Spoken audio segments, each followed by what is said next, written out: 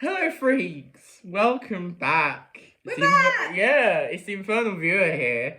So, as you can tell, we're still in our get-up, although you've taken off your jumper, I see. I got a bit hot. Right, okay. So yeah, we are back. We've watched these in a row.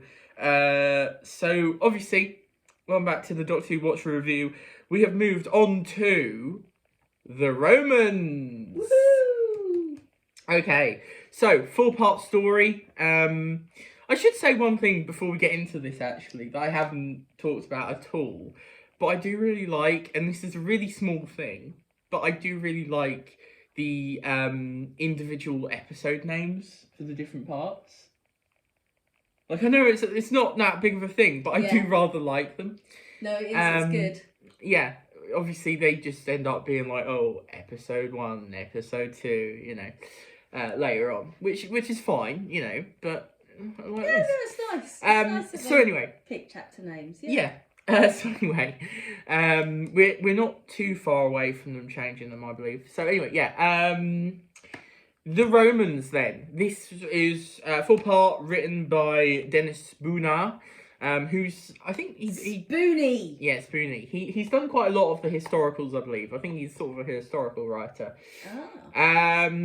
And they've sort of gone for a farcical sort of one, you know, kind of a farce. It's definitely some farce. It got a little bit carry on in places. Yeah, so basically this is Doctor Who in kind of a like a comedic kind of farcical story, and it is bloody awesome. I love it. It is so good. It's brilliant. It's really funny. It is incredibly funny. It's got some incredibly memorable characters.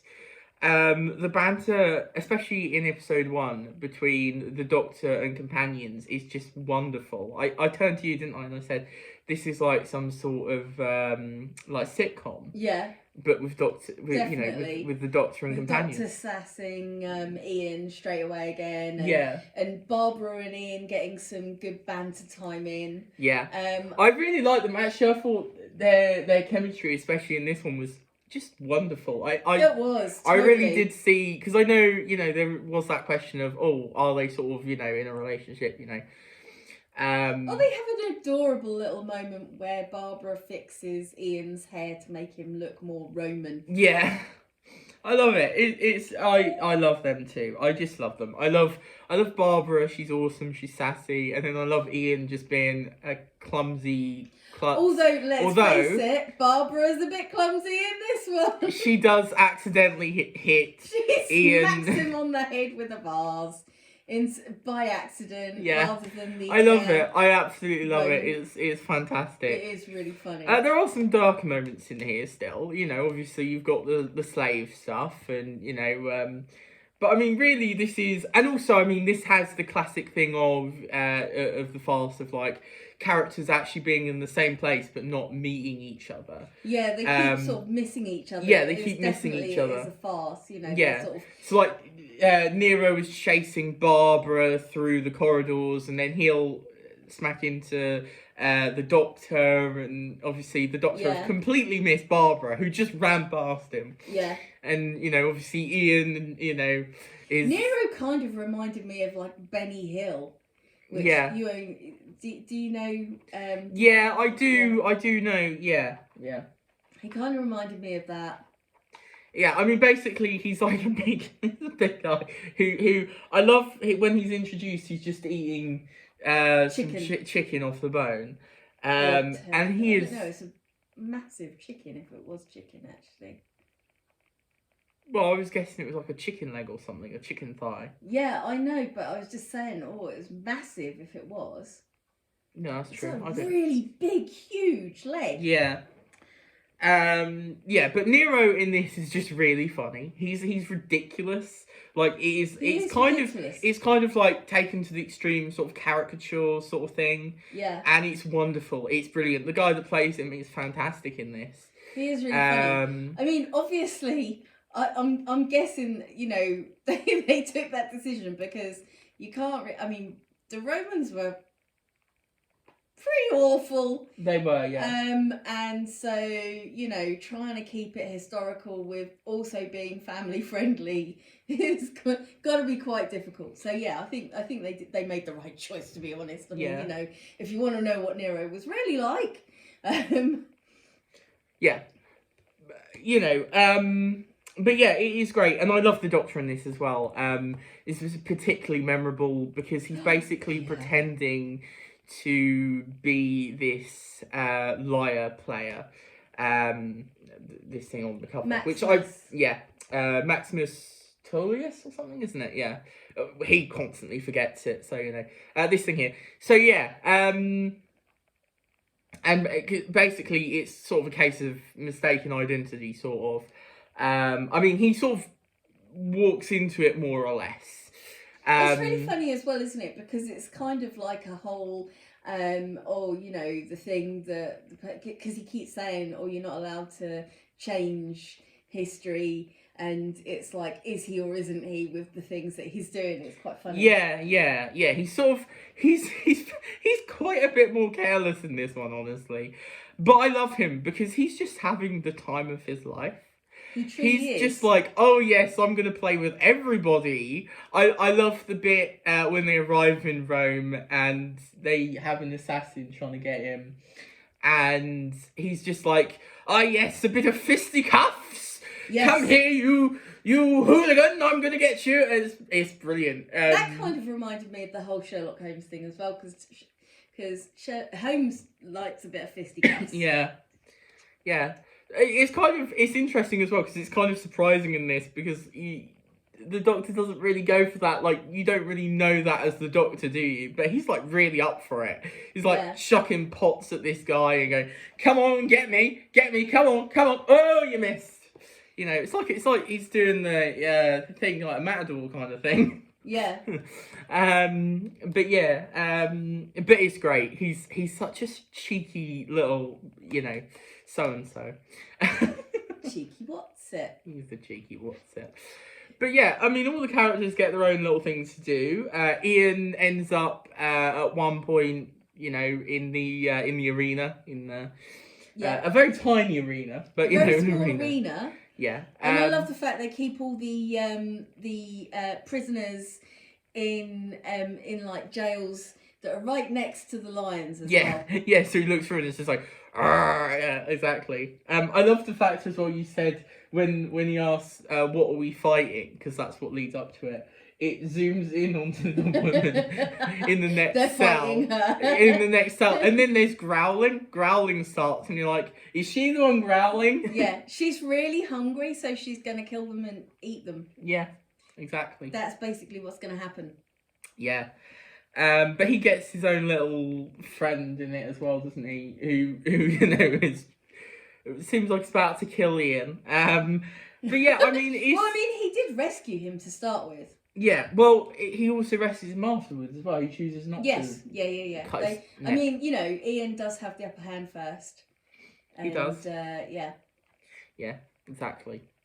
But yeah, this is incredibly fun. It's funny, it's ridiculous, it's got great characters, it's really fast-paced. I mean, it is a four-parter, so, you know, generally speaking, four-parters are nice and quick and, you know, but it is really fast-paced. It was like, you know, boom, boom, boom, boom, you know. And I really liked how, you know, it did feel like each episode had something different going on. There was a lot going on in this one, actually. Surprisingly so. Like, there was a lot of different plot points. Like, Ian ends up on a boat and, you know, Barbara ends up nearly being poisoned by Popea, who is is Nero's missus. And exactly. She ain't happy. Exactly, and you've got like the whole. Nero's like, you know. You've got like assassins and the Doctor trying to get away with, because he doesn't actually know how to play the liar. So he's trying to get away with that, and you know, and you've got all of these things going on. So there's there's constantly something different happening. There is always something going on, and it's always changing, and you know. I love the fact that Vicky kind of reminds me of myself, that she disappears off on her own for ages, and nobody knows where the hell she is. It's just like Vicky was pretty good in this, I thought, as well. Well, yeah, totally. I mean, but yeah, she does just. One thing we should address as well. Yeah, no, she does. One thing we should sort of address as well is that obviously at the end of the rescue, the cliffhanger is the TARDIS falls off the cliff. Yeah. Now this then takes place. The starting of this, when it starts, is like months later, and they're settled into Rome. Well, they're not in Rome. They're on the outskirts, yeah. I think, aren't they? Yeah. And they're in this like sort of mansion thing. Having a holiday. They're basically having a holiday. It's kind of nice to see. Really enjoying it. Yeah. Yeah, it was really nice actually. I thought it was a nice change of pace of like starting out not them immediately in danger, but They're just like, having a holiday and just having fun. They're literally having fun. And then it ends with them sort of like, we've all had an adventure. Although the Doctor doesn't know it, or Vicky. Yeah, because they all turn up at different times and nobody realises. Nobody knows that each other has been in Rome, in danger. And all very close to each other. All very close to each other, yeah. Yeah, literally just missing each other by a hair's breadth. Yeah. But interestingly, so yeah, we don't actually see, how they all got set up. So interestingly, in the past Doctor Adventures that the BBC did, or otherwise known as the PDAs, there was a book released. I forget who was it. Keith Topping? I could be wrong. Or was it Martin? I can't remember. Anyway, called Byzantium with an exclamation mark, which actually tackles the them actually crashing down. And the stuff that happened prior to that, basically. Oh. So what happened before they settled in, basically. It's supposedly a lot darker, and it's like, them getting into trouble with all sorts of things. So I'd be very interested to read that. But yeah, this was tremendous fun. I loved it. I thought it was absolutely excellent. Another thing as well, obviously, the set design in this was absolutely fantastic. This was one of the best looking stories, actually, I'd say. It looked really good. It was honestly quite convincing of like convincing that they had more of a budget than they actually did. I think quite a lot of their budget went into this one, I reckon. You've got to love the sort of costume, historicals. Yeah, Barbara looks fantastic. Her hair is fantastic. Yeah. It does look really good. I mean, you've got them on the boat, you got them, the streets and stuff, and it looks, and you've got obviously the inner sanctum where Nero is, and all the, different corridors and different rooms, and it just looks really good, honestly. Yeah. I thought it looked really really good. I think it is all on sets. I don't think there's any location filming, as I know. I mean, like the boat stuff, like the outside of obviously like clips and that of just random boats sailing. And the inside with people throwing buckets of water over everyone. That was fun. Yeah. I want that job. Yeah. Throw the buckets of water at the people. Yeah, exactly. Obviously, useless Ian being useless as well. Which we love. I'm a fan of useless Ian. Yeah. I feel like I'm like people can go, you're so mean, but seriously, he's useless. Yeah, but we love him for that. We do love him for that. That is his And Barbara charm. is Queen of the Galaxy. Yes. So yeah, do we have anything else to say about it then?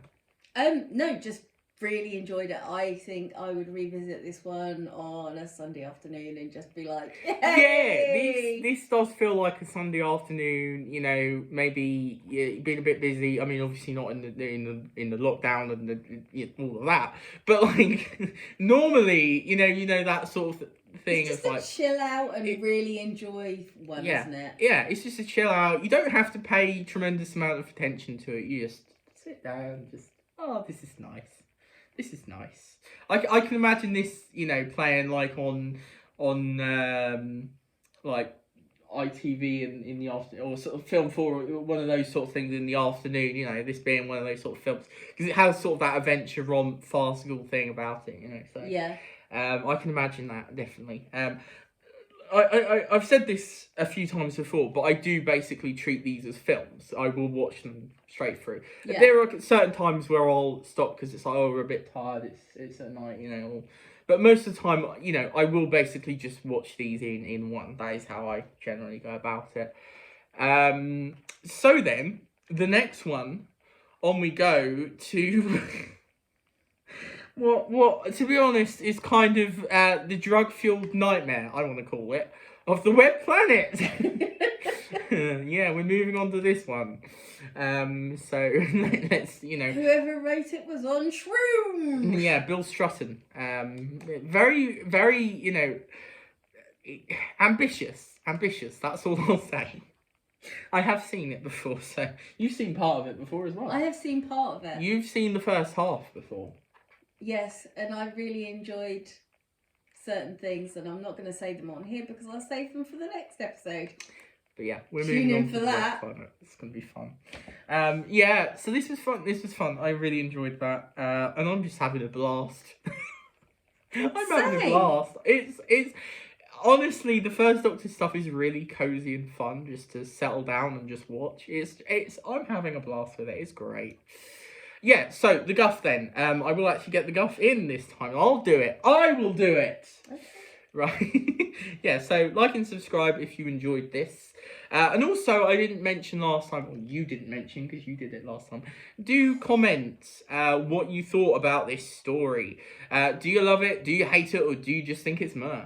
And in the description below there will be links for the Blathering On podcast, as we mentioned before in the last episode, and my Twitter. So don't know what that was. Twitter.